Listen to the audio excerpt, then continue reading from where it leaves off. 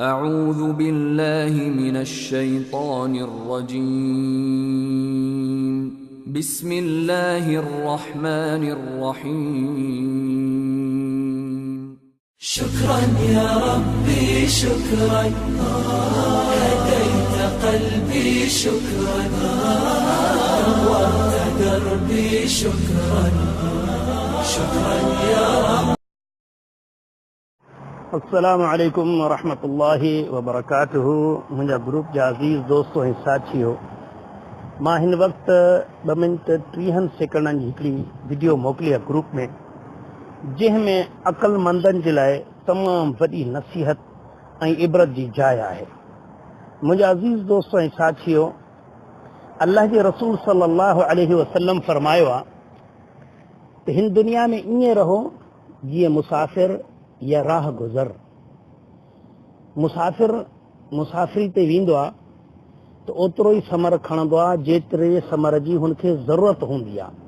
मिसाल, अगरि हुन जो सफ़र 2-3 कलाकनि जो आहे त हू वधि में वधि पाणी जो ई बोतल खणंदो ऐं कुझु सामान खणंदो, वधीक न खणंदो।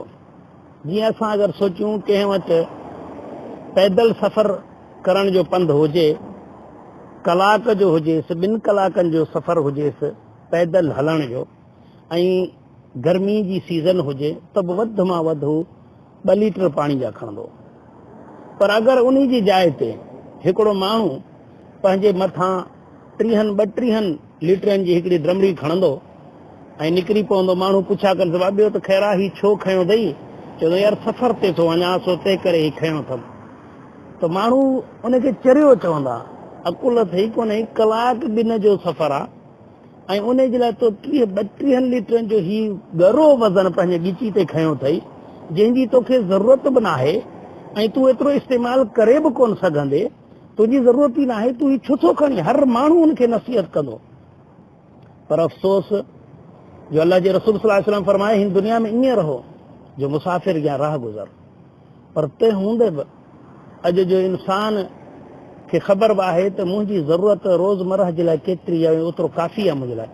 पर हू राति ॾींहुं महिनत करे वेठो, बंगला ठाहियां, माड़ियूं ठाहियां, सवारियूं ठाहियां, नालो शोहरत ठाहियां, ऐं ख़बर न अथसि केॾी महिल मौत अचानक अची वञे ऐं अल्लाह जा फ़रिश्ता मूंखे हिन दुनिया मां खयो वञनि।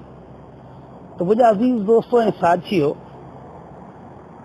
इन वीडियो में जेका मां वीडियो मोकिली आहे उन में कुझु मनाज़िर आहिनि कुझु इंसाननि जा जिन्हनि खे अचानक मौत थी अचे। अचानक हू हलंदे फिरंदे खिलंदे मुस्कुराईंदे हलनि वेठा, उन्हनि खे ख़बर न आहे त ही ईंदड़ पल मुंहिंजी ज़िंदगी जो आख़िरी पल आहे। त मुंहिंजा अज़ीज़ दोस्तो, ही इबरत जूं ॻाल्हियूं अथव। असांजा अक्सर दोस्त जिन्हनि खे असां दीन जी दावत जे लाइ, तौहीद जी दावत जे लाइ, क़ुरान ऐं सुन्नत जी दावत जे लाइ, निमाज़ रोज़े जे लाइ चऊं था, आख़िरत जी तयारी जे लाइ चऊं था, चवंदा कंदासीं साईं, इंशाअल्लाह कंदासीं, इंशाअल्लाह कंदासीं।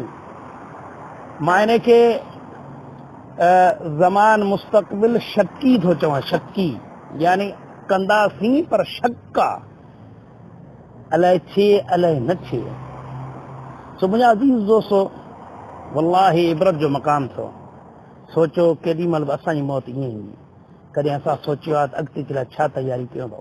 राति ॾींहुं इहा ई परेशानी आहे, ही घर ठाहियां, ही पुटनि जी शादी कयां, या पंहिंजी शादी कयां, भाइरनि जी शादी कयां, ही मसइलो हल कयां, ॿार पढ़ायां, हिननि जे तालीम जो मसइलो कयो। त मुंहिंजा भाइरो, वाक़ई उन्हनि जा बि हुक़ूक़ असां ते आहिनि, उन्हनि जो हुक़ूक़ असांखे अदा करिणो आहे।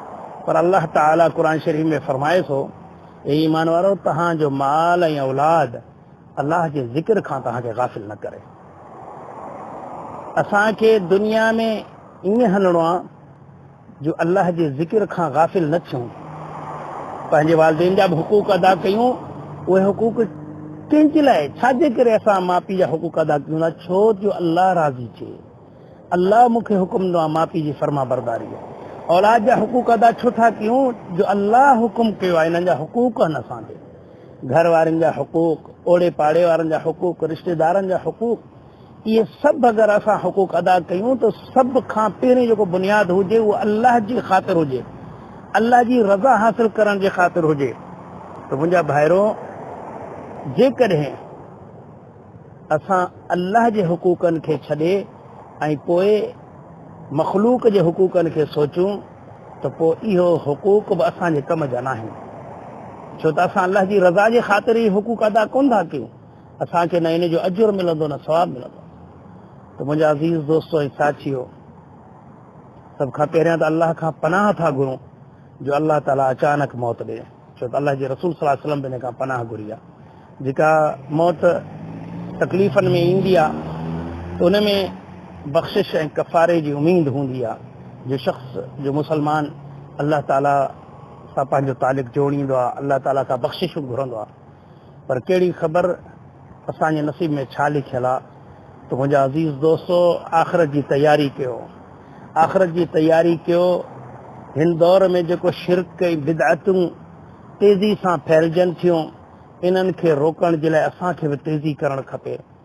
जीअं रसूलुल्लाह सल्लल्लाहु अलैहि वसल्लम खे हिन उम्मत जी ॻणती हुई, अहिड़े तरीक़े सां असांखे बि हिन उम्मत जी ॻणती करणी आहे, पंहिंजनि मुस्लमान भाइरनि जी ॻणती करणी आहे, हलंदे फिरंदे दीन जी दावत जो कमु करिणो आहे। सही असांजे भाइरनि तोड़ी सही क़ुरान ऐं सुन्नत जी दावत पहुचाइणी आहे, जेको सही नमूने सां आहे।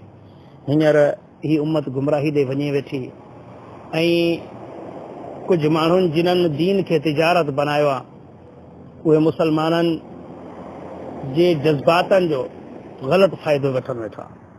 त मुंहिंजा अज़ीज़ दोस्तो ऐं साथियो, सभिनी दोस्तनि खे गुज़ारिश आहे त इन वीडियो खे ॾिसी इबरत हासिल कयो। केॾी महिल बि असांजी मौत अची सघे थी, असांखे तयारी करणी आहे आख़िरत जे लाइ।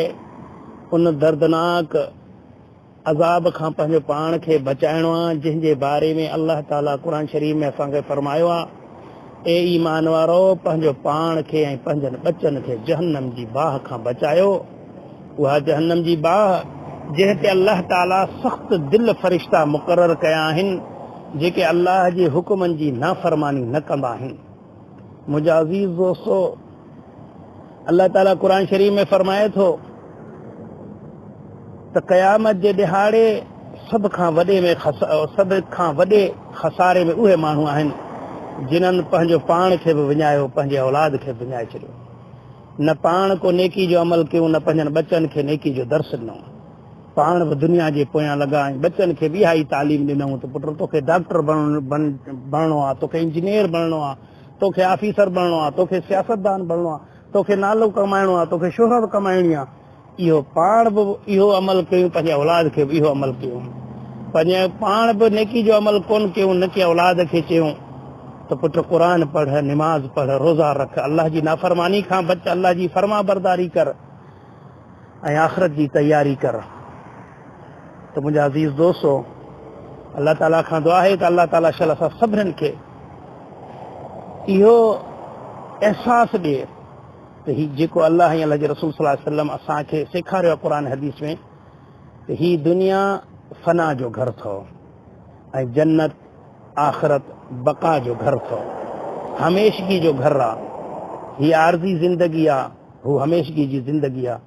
असां आरज़ी ज़िंदगी जे लाइ पंहिंजे हमेशगी वारी ज़िंदगी खे छो था बर्बाद कयूं। सोचो, अॼु बि इंसान खे सोचणु खपे।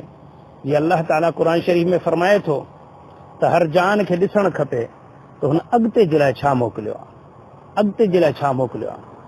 अफ़सोस आहे, असां राति ॾींहं जा महिनत कंदा आहियूं, सोचींदा आहियूं छा कमायोसीं, छा खपायोसीं, छा बचायोसीं, ही वरितमि, ही ठाहियमि, या अॻुवाट सोचींदा आहियूं त ही घर ठाहिणो आहे, ही प्लाट वठिणो आहे, ही शइ वठिणी आहे। पर कॾहिं असां इहो सोचियो आहे त आख़िरत जे लाइ छा ठाहियो अथऊं, आख़िरत जे लाइ छा मोकिलियो अथऊं। शाम जो जॾहिं मोटी पंहिंजनि बिस्तरनि ते ईंदा आहियूं त सॼे ॾींहं जो हिसाब कंदा आहियूं, सुभाणे जे लाइ तयारी कंदा आहियूं त अॼु ही कमु छॾायमि, सुभाणे ही कमु मूंखे करणा आहिनि। पर छा आख़िरत जे बारे में बि असां कॾहिं पंहिंजनि बिस्तरनि ते राति जो सुम्ही इहो हिसाब कयो आहे त अॼु मूं आख़िरत जे लाइ छा छा कमायो ऐं सुभाणे छा छा कमु करणो आहे। अल्लाह ताला खां दुआ आहे त अल्लाह ताला असां सभिनीनि जे दिलनि में पंहिंजी मोहबत, पंहिंजी चाहत ऐं पंहिंजो ख़ौफ़ अता फरमाए ऐं असांखे इबरत हासिल करण जी तौफ़ीक़ अता फरमाए। अहिड़नि वीडियोज़नि खे ॾिसी या अहिड़नि नसीहतनि खे ॿुधी इबरत हासिल करण जी तौफ़ीक़ अल्लाह ताला अता फरमाए ऐं असांखे आख़िरत जी तयारी करण जी तौफ़ीक़ अता फरमाए ऐं हिन क़ुरान ऐं सुन्नत जी इस्लाही दावत खे पूरी दुनिया में फैलाइण जी तौफ़ीक़ अता फरमाए।